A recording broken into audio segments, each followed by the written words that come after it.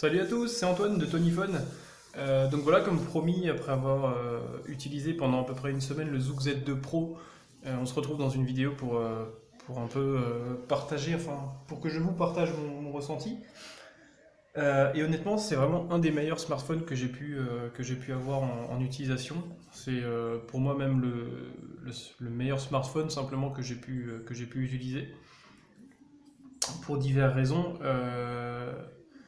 Donc, rapidement, pour ceux qui n'ont peut-être pas forcément suivi la vidéo de présentation, le Zug Z2 Pro est un smartphone ultra haut de gamme. Donc, c'est un smartphone qui a un écran de 5,2 pouces avec en définition Full HD. C'est du Super AMOLED. Donc, c'est une technologie proche ou similaire à ce que fait Samsung. Des noirs très profonds, des couleurs très vives. Il fait 6 Go de RAM, il y a 128 Go d'espace de stockage. Un appareil photo de 16 mégapixels f1.8 stabilisé optique. Donc ça c'est plutôt cool. Un appareil photo frontal de 8 mégapixels. Capteur d'empreinte bien sûr. Snapdragon 820 en processeur et 6 Go de RAM en mémoire RAM.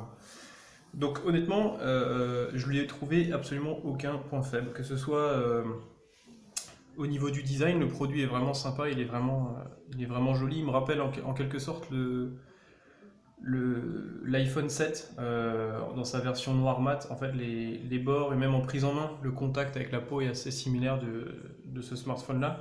Le form factor est un peu différent bien sûr, mais on se retrouve dans cette gamme de qualité quand on le prend en main. Les photos sont vraiment top, honnêtement. C'est vraiment de l'ultra haut de gamme. Bon là j'en ai plus dans l'album, mais c'est clairement de l'ultra haut de gamme niveau photographie. J'ai vraiment été surpris.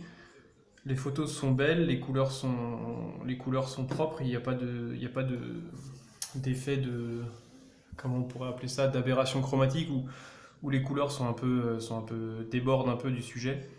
La stabilisation optique est de très bonne facture aussi. Le fait que ce soit une ouverture f1.8, ça permet de bien détacher le sujet du fond de la photo, donc c'est vraiment des jolies photos. Capteur frontal largement au-dessus de la moyenne. Les images sont vraiment très jolies. Pour ce qui est de l'utilisation, c'est un smartphone qui ne rame absolument jamais. Vous pouvez avoir 12 ou 15 ou 372 000 applications ouvertes en même temps. Je pense que les 6 Go de RAM, ils ne sont pas pour rien. Donc l'optimisation logicielle, partie software et avec la partie hardware sont vraiment optimisées au maximum. C'est vraiment un smartphone qui fonctionne bien, sans laguer en toutes circonstances. C'est vraiment un vrai plaisir. Pour ce qui est de l'utilisation classique sur le réseau français, j'ai eu aucun souci. La captation réseau est vraiment excellente, bien meilleure que ce que j'ai pu voir sur un Meizu Pro 6 ou ce genre de choses. Il capte toutes les fréquences, du moment où moi je suis chez Orange et j'ai jamais eu de soucis. Le Wi-Fi pareil, tout fonctionne parfaitement. Le capteur d'empreinte c'est très rapide. Il y a vraiment, honnêtement, je lui trouve aucun défaut. Il y a seuls quelques petits soucis de traduction, comme vous voyez là, je suis en version française, donc il y a fond d'écran, etc., qui sont écrits en français et certains mots sont écrits en anglais. Honnêtement, ça c'est vraiment un détail auquel je ne m'attarde pas parce que pour moi c'est largement contrebalancé par la qualité du produit en lui-même.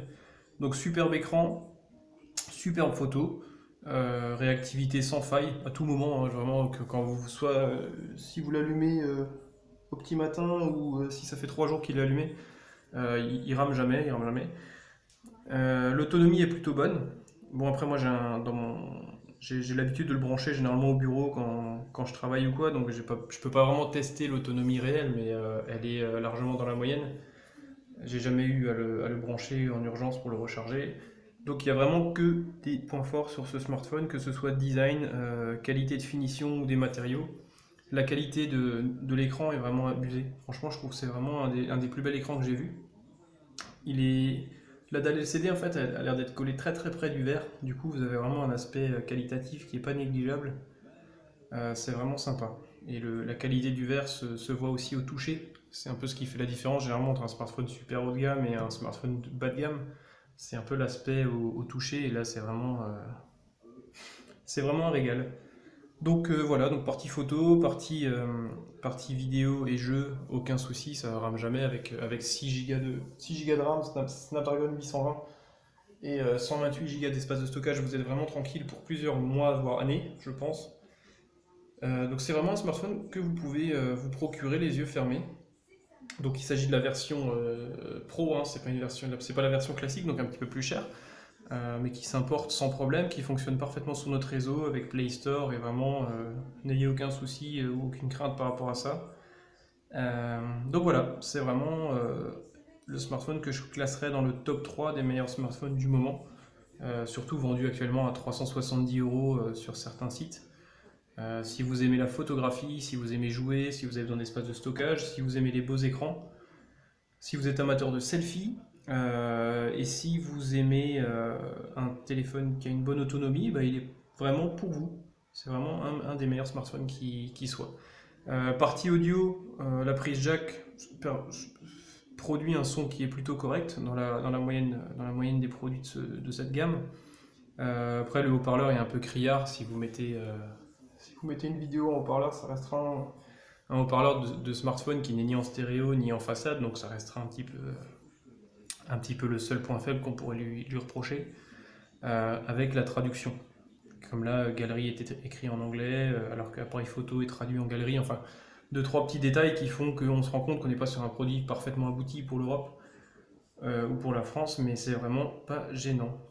Donc voilà, c'est un smartphone qui, selon moi, mérite vraiment le coup et vraiment des meilleures qualités-prix du moment, largement supérieur à un Honor 8 ou ce genre de smartphone, ou même qu'un Meizu Pro 6 ou ce genre de choses. C'est vraiment le smartphone du moment pour moi et qui n'a vraiment pas à rougir face même aux smartphones qui sortiront en 2017.